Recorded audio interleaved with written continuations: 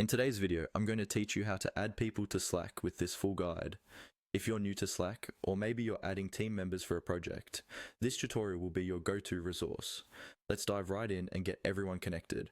First, open your Slack application and you'll want to focus your attention on the sidebar to the left. There you should see an option that says Invite People. Go ahead and click on that. This is the entry point to adding any new members to your Slack workspace.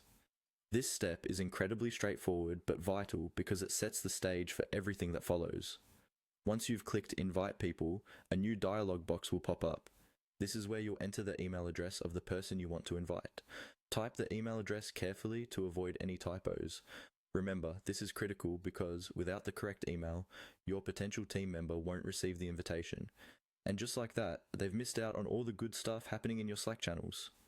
After you've entered the email address, look for the option labeled Invite As. Clicking on this will give you a drop-down menu where you can choose the type of access you'd like to grant to this new member. You can typically select roles such as member or guest, depending on the level of involvement you expect from them.